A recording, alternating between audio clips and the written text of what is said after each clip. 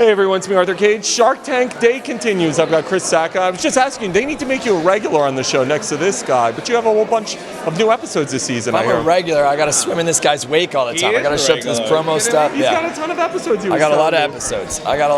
All of them are special. He doesn't realize that. He's like, you know when you kind of like have that house and you keep seeing that dog outside, and then next thing you know, you realize he's your dog. He's family. He's a family member now. Now I'm outside. Now I'm outside. Hold on. Speaking of family, congratulations, man. I love the engagement proposal on the show. How long was that in the works? 10 years in the making. So, yeah, 10 years. So I'm very, very happy. Bubbles, it was the whole, you went for it. It was cool. I saw it on social media. It was very Fairy fortunate. tale. All right, why is this show so popular? What do people still love so much about this show? Well, you know what's funny? I ended up on the show because I was teasing him on Twitter. I saw an episode, and I thought it was a little hokey. It was an old episode. So he was a guest of mine. He came and I said, because I was always a fan of Chris and seeing his work out there. And I said, come on down to the show and check it out. And I remember he stayed a little while. He had a little bit of lunch and left. And he didn't say, thank you for the invite. This is crap, right? But later on, he decided to say something on Twitter. Teasing him on Twitter. And I'm like, come on, man. Come back to the big boy game. And he retweeted that to his followers, who absolutely went nuts on me. I mean, pitchforks out, ready to, looking for blood. And I said, what just happened? I pinged him. I'm like, what just happened? He's like, you just messed with the American dream. This show was the embodiment of the American dream. And I had no idea. I was totally naive about that impact. So one thing led to another, and now we're sitting next to each other. What's one investment that you wish you made that you didn't make?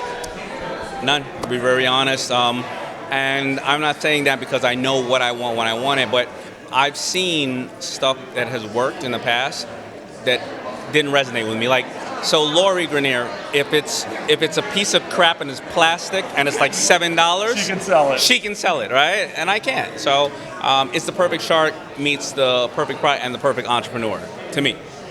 What have you learned from being on the panel with these guys? They're all successful entrepreneurs. What have you learned from them? Because you've done well yourself, but being around these guys got to be crazy. Well, one of the things I think I learned from them was how much the audience for the show craves authenticity. Like, nobody on the show is playing a character. They're all being themselves. And as a guy without a lot of experience in television, I was hoping that was the case, but I wasn't sure that was the case. And that's been really fun. It's just this deep encouragement to just be yourself. And so, look, it is my default state to make fun of Mark Cuban. That's literally, that is the basis of my friendship with him. So if I could sit there and bust his chops all the time, I was really afraid the studio was going to rein that in. Instead, they love it. Presidential election is insane right now. What are your thoughts before I let you guys go? I'm dying to know what your thoughts are right now. Well, first of all, I always go down to the basics. I don't want to get too political about it. Who's going to, I believe, create more jobs? And I have a bias. I have a bias because, Hillary recognized me and my company back when it was her first award in New York, and as a small business, right?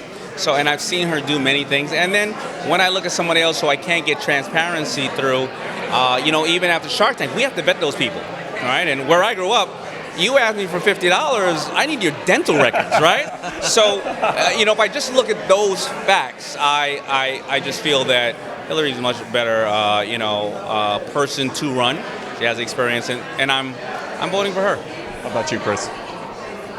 The reason I have a little scratchy voice, I've been on a fundraising tour for Hillary, and that wasn't by default. I'm younger than a lot of these guys. I didn't grow up with her.